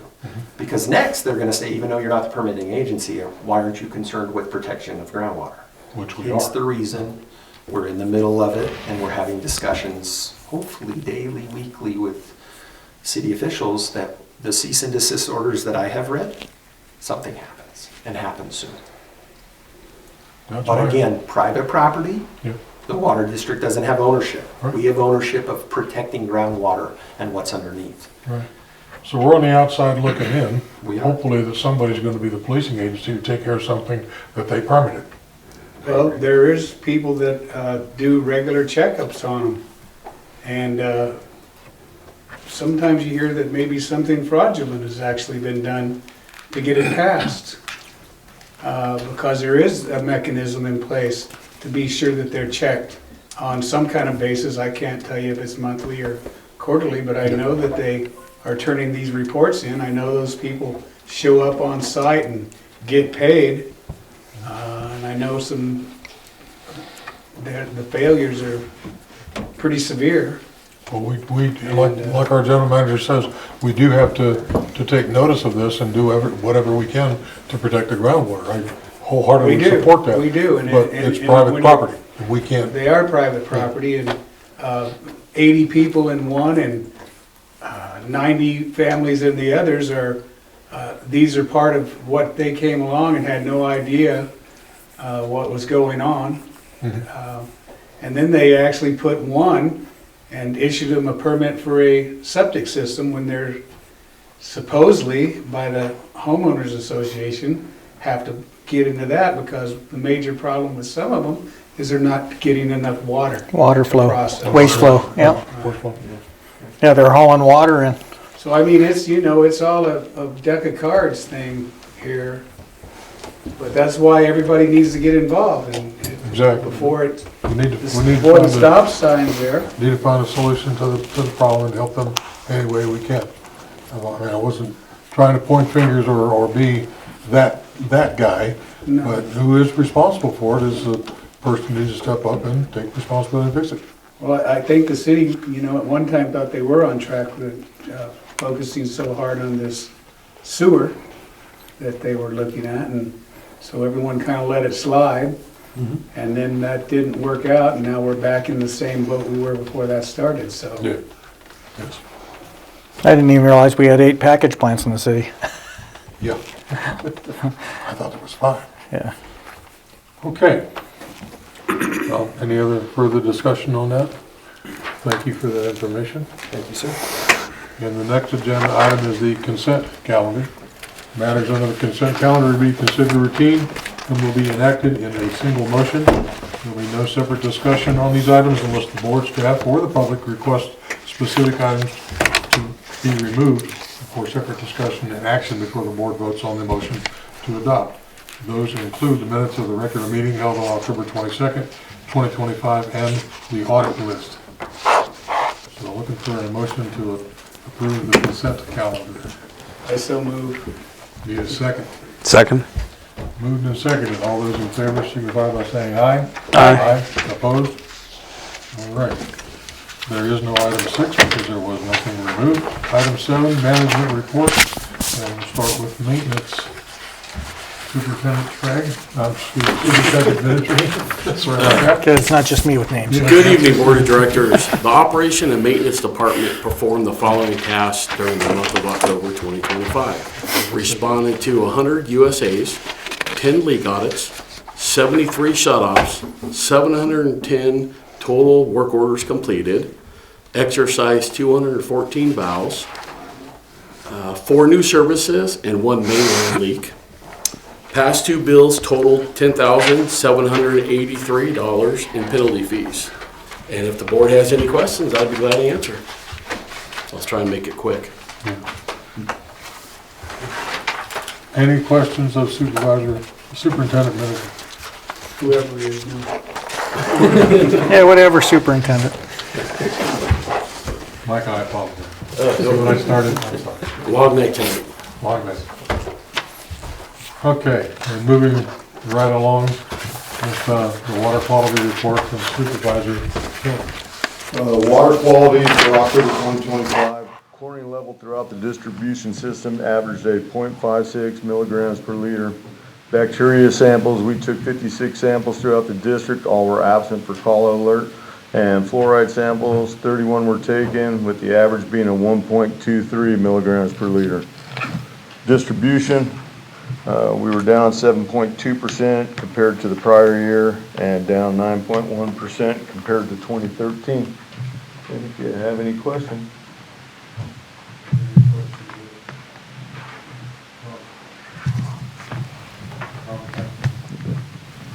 Moving right along, finance.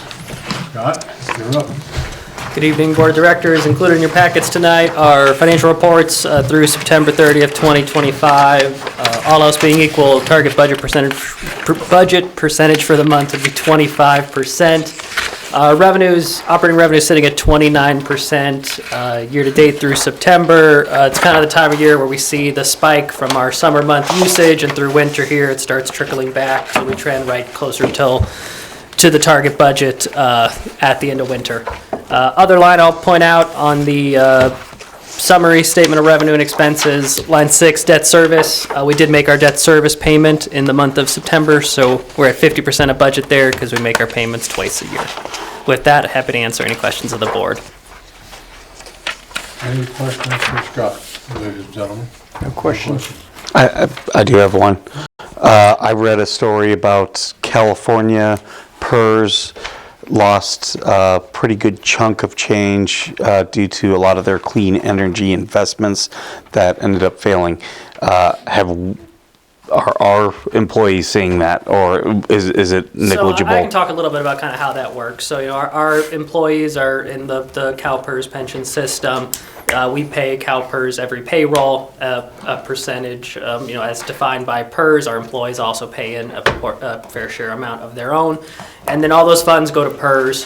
PERS takes all those money, pulls it from all the different agencies throughout the state, counties, cities, other special districts, and invests those funds. And then how those investments perform is what they use to fund the pensions that get paid through PERS. So when you see the losses like that talked about, it does have an effect in the larger PERS infrastructure, and how we see that at our level is kind of a function of our annual audit report, which we should be bringing in the next month or so to the board. So when the audit's prepared, we do an estimation of what's our total pension liability, because it's hard to look 30 years in the future and say who's still collecting their pension, or who's retired when.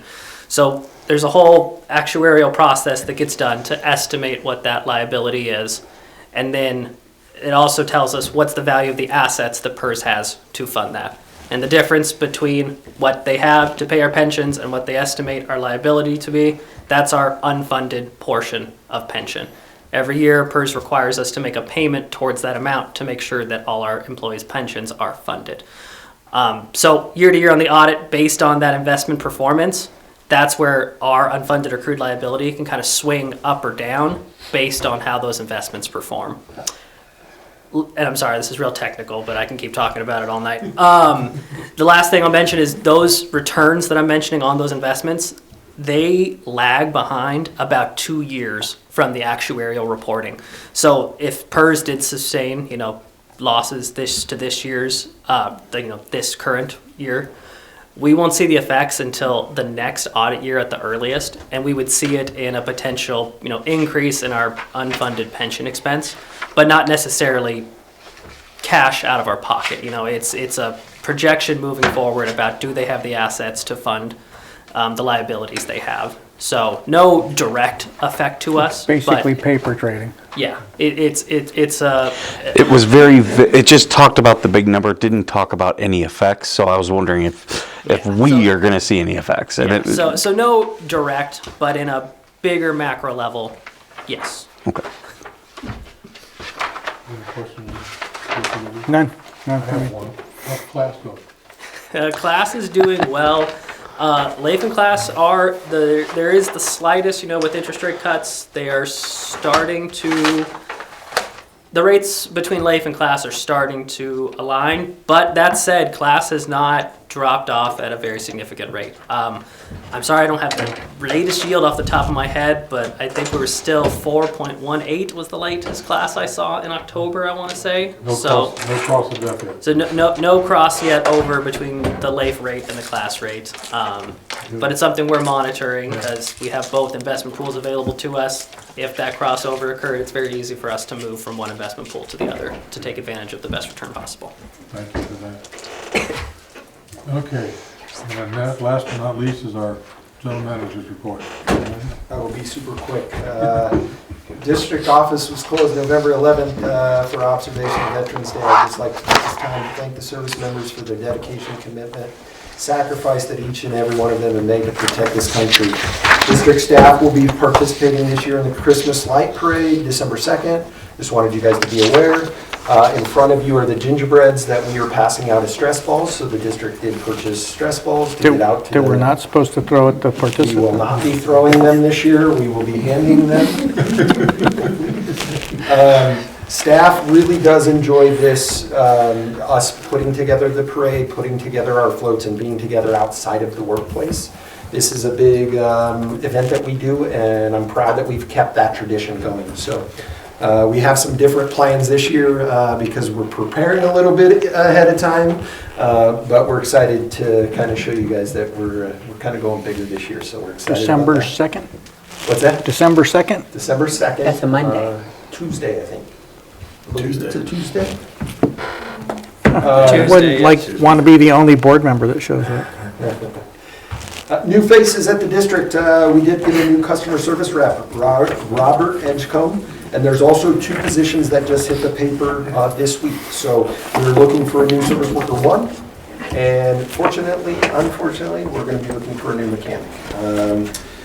The treatment plant, I just wanted to let you guys know, we're about 14 to 16 trucks of concrete in when we complete our project out there. I am wanting to bring the board of directors out there to see what small districts do to save money for our districts. Robert and his staff have been working extremely hard. Robert does concrete and is instructing this group how we are doing certain projects in-house, including rebar, including compactions. So I'm excited to at least talk about that, but when we're complete, I want to bring you guys out there and we'll get a number from a contractor, square footage, what we saved doing what we did. So the altitude valve up at Donnell that was in place for a number of years has been replaced. New vault has been set, so that is in a 3-zone reservoir, so the altitude valve was important so that reservoir sees turnover. So we finally have it incorrect because of Rob, Mike, and the staff getting together and installing the new altitude valve and the new vault. Protesting for the redundant reservoir project is done this Friday, so the contractors have the chance to protest the bids. And last but not least, the emergency generator at Lear and Desert Heights is in place and working as of today. Permits are in place, everything's good. So a new emergency generator for the local hazard mitigation plan that you guys approved is at Desert Heights Reservoir. So with that being said, I'd be glad to answer any questions. Director Leeser? Is our reservoir in Indian Cove ours now? That piece of property we're looking at? No, the application. Not ours yet? Not yet. The application process. We're getting the application prepared, so that there is a detachment part of this annexation for that reservoir that Joshua Basin will have to sign off on. We've had their permission kind of to start the process, so application for annexation should be good. They're gonna, they would approve it. Anything else, sir? Thank you to staff for the birthday card. You're welcome. Appreciate it. Director Rucker? Nothing. Director Woods? Director Bowden? I make a motion, we adjourn. Well, before we do that, we have one more item. Oh, man. We're gonna need a recess. Future agenda items and staff task director's comments and reports. And I know that there's a director sitting here that has one, so we must honor that. Director Rucker? Put on future agenda item to fill the gap in the legislative ad hoc committee. Not ad hoc, but legislative committee. Oh, legislative committee. Right. Any other agenda items or staff tasks? Age of the well infrastructure. Looking for a motion I to make a motion adjourn. to adjourn. I second it. All those in favor? Aye. Who won? I said 6:20.